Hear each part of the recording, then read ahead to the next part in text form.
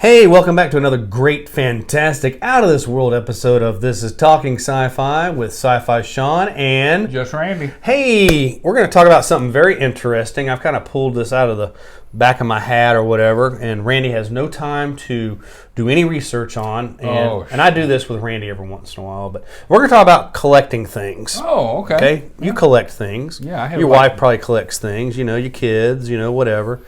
Obviously, from sitting in the This is Talking Sci-Fi studio, I collect a lot of Star Trek stuff. What's in the background is not even scratching the surface of what I collect, not. But I have for years. I have a vintage pinball machine, which is based on the original Star Trek. That my kids love to play. Yep, it's awesome. A lot of people do. I have pictures, autographs, toys. And it isn't just Star Trek. I have sub-collections as well. But what's your main collectible item that you've collected over the years? Dust. Dust is a great collection.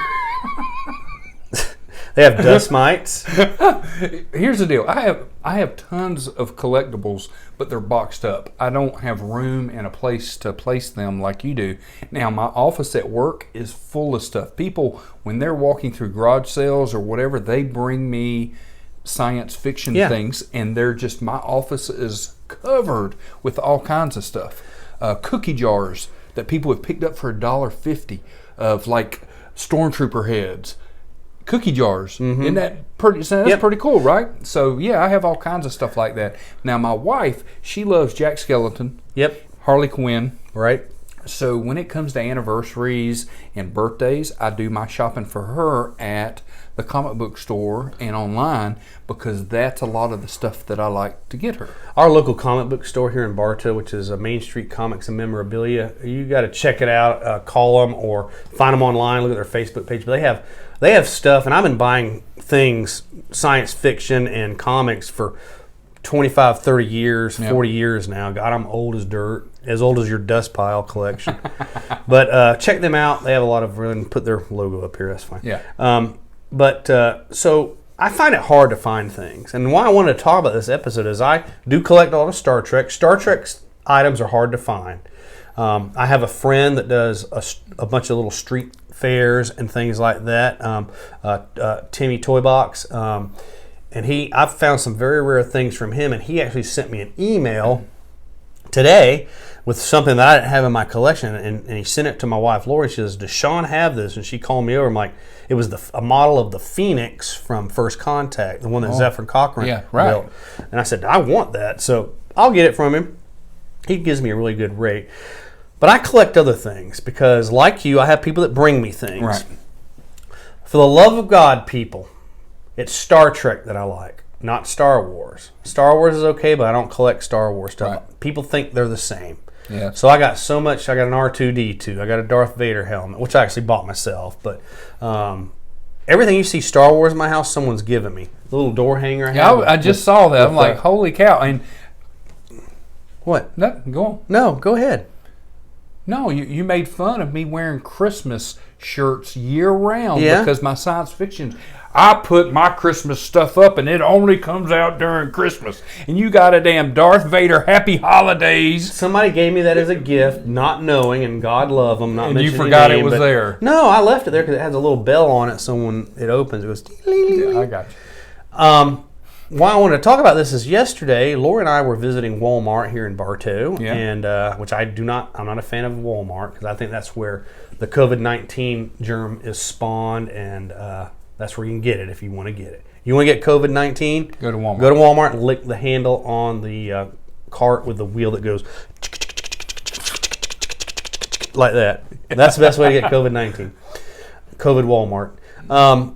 Walking through there, and I love Godzilla. We've done a couple episodes on Godzilla. Go back and take a look at them and all that. And I collect Godzilla memorabilia. A lot of things I picked up from the comic book store at Main Street. Right. I have posters. I have little action figures. Someone built me a model from ground up.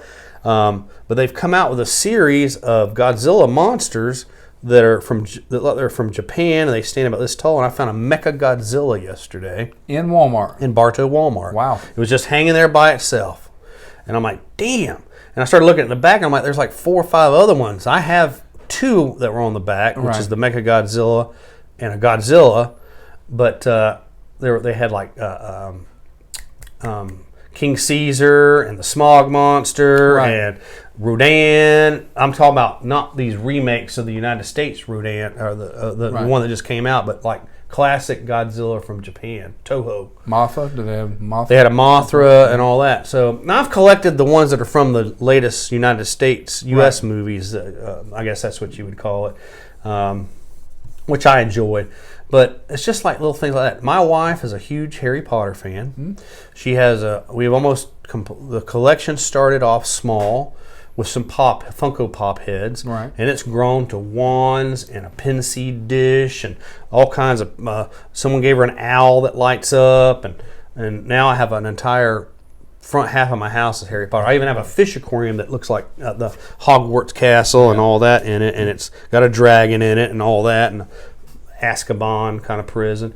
So that bridged off to I started buying my wife the pop heads that are musical artists. There's a Prince. There's 3 different Prince. We have a Billy Idol, which was given to us as a gift. Charlize Theron. She did a movie called Suicide Blonde, which is really good if you get a chance to watch it. Very James Bondy. Pushes a little bit like I don't like, but she's got that. We have an Iron Man, and it's grown. It's a pop head collection. Grown. Wow. And you got to be careful with collecting stuff because you find something, and all of a sudden, I got to have all of them. That's right. It's a sickness, people. Yep. Look, probably $30,000 worth of Star Trek collectibles, and you can't sell them because Star Trek is unfortunately dead at this time in the world, But even Star Wars merchandise. People would bring me, and I'd look and like, oh, this is great, and it's all the remake stuff. It isn't any of the classic stuff. I have from my childhood because I was into Star Wars when I was younger. When Sears and Roebuck had all the figures, I had all of them, and I had the big giant AT-AT or AT-AT or whatever you want to call it that walks, and little star bases and the Sarlacc pit and all that. Yep. You can't find the original stuff anymore, and if you do, it's thousands of dollars. Right. But it's funny how I got into collecting offshoot. I like pinup girls on metal signs. Oh, like Joe's Garage, and it has the girl bent over fixing the car or whatever, I have a Harley Quinn one. I have Wonder Woman, pinup girl. And that was just something. It was an accident. But now I call it Sean's Garage or my man cave, which it's really not, but it's my garage, is nothing but covered with these signs and stuff. All the way, yeah. And my sister-in-law owns a restaurant in Lakeland called S&L. She's one of our sponsors for Sci-Fi Bartow. She gives me metal signs all the time. So wasn't really started out collecting those, but it just happened. Or you got a museum here. You're correct. Yeah. I know people that do things with cooking ware. Yeah, oh yeah. Or pots and pans. My friend Lionel, his wife collects those old molds that you would do like cornbreads in, made out of cast iron. You remember those? It looked like a shape of a corn, and you put it in there. She collects those, and it's just collecting is an illness, people, and there's a society like AA that you can go to, but I went and I wanted to collect all their memorabilia and their signs. You were there to get their stuff. Yeah, I was there to get their stuff. No, I'm just kidding. But it's crazy, and I've run across some fantastic things in life from just doing the little street fairs or the flea markets. And someone in Bartow had a yard sale years ago, and someone sent me on Facebook and said, "You got to get down to such and such street because there's a lady's got a bunch of Star Wars stuff." And I went down, and it wasn't Star Wars stuff; it was Star Trek. Oh. I got a lot of my plates from there. Wow. I got some action figures, some books. She had some stuff that, sadly, I could have been nice and said, "You're selling this for too cheap." But $5 for a Star Trek plate when they're $30 to $40, you gotta be like, nah.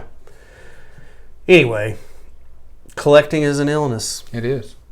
So when you go to buy your Harley Quinn stuff for your wife and all, do you have like a certain area that all stuff is displayed, or you just keep it in the boxes, or what? She has a big, like your new shelf over here that's not on camera. She has one of those in her desk area because she works from home. Right. And it's just, Are you still working from home? Yes, I am. All right, that's cool. I think we'll all eventually get back to work one day, right? I hope. But anyway, send us some pictures of your collectibles, of what you collect, and if you want to sell anything, private messages. I have a sickness, people, and you never know. But I hope you enjoyed this episode. It was kind of a quickie. We just kind of pulled it out of thin air. I hope you enjoyed it. And we will talk to you next time on This is Talking Sci-Fi about collectibles. Yep. With Sci-Fi Sean and my good friend Just Randee. And we will see you real soon.